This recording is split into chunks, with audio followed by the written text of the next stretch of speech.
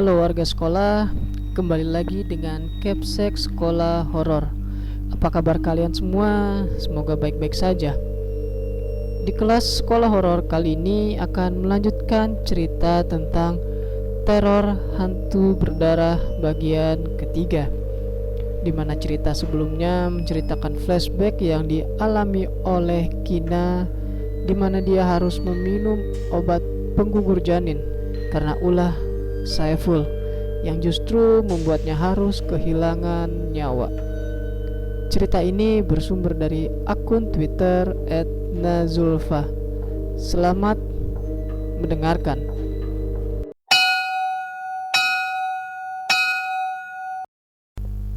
Terlebih saat mengetahui aku tengah mengandung saat itu. Sedangkan Saiful, ia merasa takut bukan main. Di pemakaman, aku melihat dia menangis dan berkali-kali meminta maaf. Tapi semua sudah terlambat, Saiful. Aku terlanjur kecewa padamu. Aku sudah menaruh dendam padamu. Dan kini, aku akan membalaskan dendamku. Dendam karena aku dan janinku harus mati dengan tragis. Dendam karena ibuku menjadi kehilangan akal. Aku tak akan memaafkanmu, Saiful. Sampai kapanpun, aku akan tetap menghantuimu, mulai malam ini dan hingga kau mati. Aku terus meneror Saiful dari mulai memperlihatkan diri dengan wajah yang buruk rupa, mengubah makanan lezatnya menjadi belatung serta darah. Bahkan aku membuatnya seperti orang gila. Berkali-kali ia ketakutan melihat wujudku. Tapi aku tak peduli. Semua ini salahmu. Hingga akhirnya pada satu malam saat Saiful sedang jalan seorang diri hendak membeli peralatan sekolah, aku menampakkan diri. Aku melayang-layang di atasnya. Aku tertawa, menangis, dan juga memanggil namanya. Saiful terus berlari kencang menghindariku. Hingga tak ia sadari, ada mobil yang melintas dengan kecepatan tinggi tepat di depan Saiful. Ia pun bersimbah darah. Ia sudah mati. Keluarganya pun sudah hancur di tanganku. Semua keluarganya sudah kuteror dan kubuat gila hingga meregang nyawa. Namun dendamku belum berakhir, Saiful. Kamu sudah terlalu menghancurkan diriku. Kamu sudah membuat ibuku mati. Dan kamu membuatku tak bisa kembali ke alam sana. Aku membencimu, Saiful. Flashback dari Kina pun berakhir. Semua sudah binasa karenamu. Lalu sekarang apa lagi yang kamu inginkan, Kina? Tanyaku pada Kina. Sejak tadi ia bercerita, wajahnya terus memancarkan amarah. Tangisnya tak bisa ia bendung dan kurasa hatinya sangat hancur. Aku ingin janinku, Zea, ujarnya sembari memegang perut. Bantulah aku untuk menemukan janinku. Aku menatap Kina. Jelas aku tak bisa menolongnya. Dia seperti ini karena ulahnya sendiri, dan dia harus menanggung semua akibatnya sendiri. Aku tidak bisa, Kina. Maaf. Kenapa tidak bisa? Ini kesalahanmu. Cobalah ikhlas menerima semua yang sudah terjadi. Singkirkan rasa dendammu. Kina menggeleng kuat. Aku sakit hati, Ze.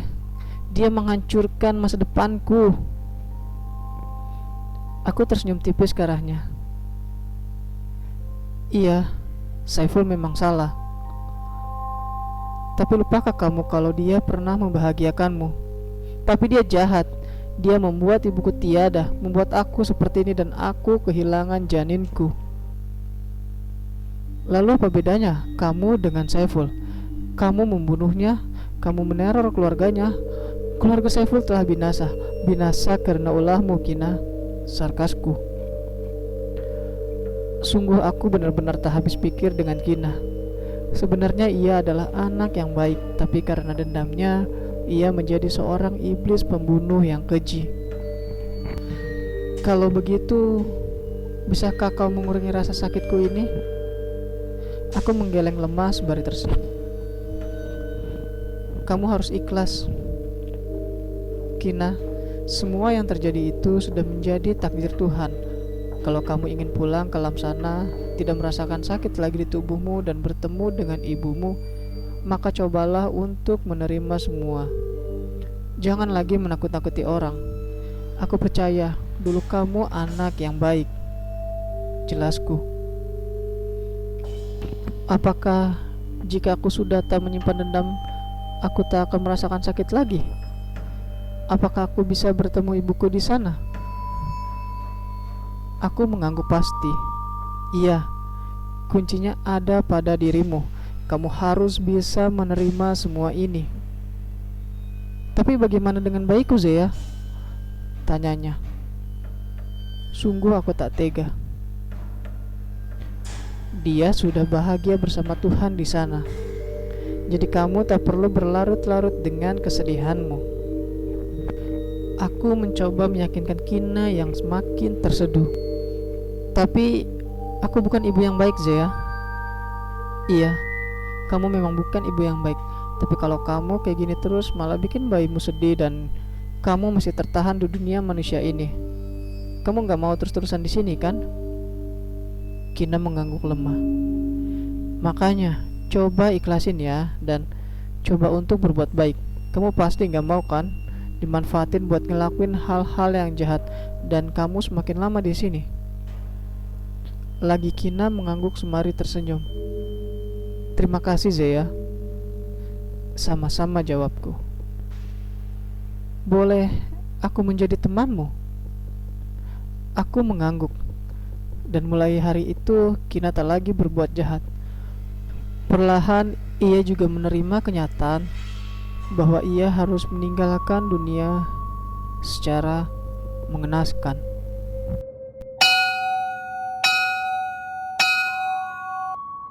Itu dia cerita terakhir mengenai teror hantu berdarah. Wow, mungkin ini ya yang disebut dengan roh penasaran. Sosok Kina yang menjadi roh penasaran karena dendam yang dimilikinya kepada Saiful. Bahkan ia membalas perbuatan Saiful tidak hanya kepada Saiful, tapi juga kepada keluarganya Saiful. Semoga ada pelajaran yang bisa kita ambil dari kisah Kina. Terima kasih buat kalian warga sekolah yang telah mendengarkan cerita ini, dan terima kasih juga kepada akun Twitter @nazulfa yang telah memberikan kami izin untuk membacakan cerita ini. Jangan lupa like dan share video ini agar warga sekolah horor semakin bertambah. Dan sampai jumpa di kelas berikutnya.